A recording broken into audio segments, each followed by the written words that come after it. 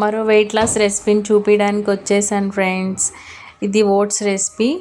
నేనైతే Quaker oats use చేస్తున్నాను. ఒక గ్లాస్ పాలు తీసుకొని అందులో మనము 4 టేబుల్ స్పూన్స్ ఈ మల్టీగ్రెయిన్ ఓట్స్ తీసుకుంటున్నాను.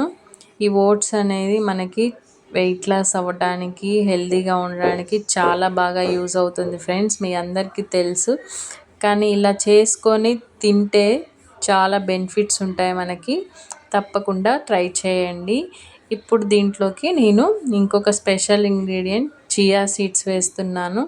ఇది కూడా మన వెయిట్ అనేది తగ్గించడానికి చాలా బాగా ఉపయోగపడుతుంది. దీన్ని మనము ఇక్కడ 2 టేబుల్ స్పూన్స్ వరకు వేసుకుంటున్నాను. ఇది వేసుకున్నాను. ఇప్పటిదాకా నా ఛానల్ని మీరు చూస్తూ కూడా సబ్స్క్రైబ్ చేసుకోకపోతే ఇప్పుడే సబ్స్క్రైబ్ చేసుకోండి ఫ్రెండ్స్. ఇవి చియా సీడ్స్. ఇప్పుడు దీన్ని రాత్రంతా నానబెట్టుకోవాలి, అంటే ఫ్రిడ్జ్లో పెట్టుకోవాలి. మార్నింగ్ ఇలా ఓపెన్ చేసి చూస్తే ఇలా అవుతుంది. దీన్ని ఫ్రిడ్జ్ నుంచి తీసిన తర్వాత వెంటనే అలా తినకూడదు. దీంట్లో మనం ఇప్పుడు కొన్ని ఇంగ్రీడియంట్స్ అన్నీ కలిపి తింటే బాగుంటుంది, టేస్టీగా ఎమ్మీగా. దీంట్లో ఇప్పుడు మన దగ్గర ఉన్న ఫ్రూట్స్ ఏవైనా సరే వేసుకోవచ్చు.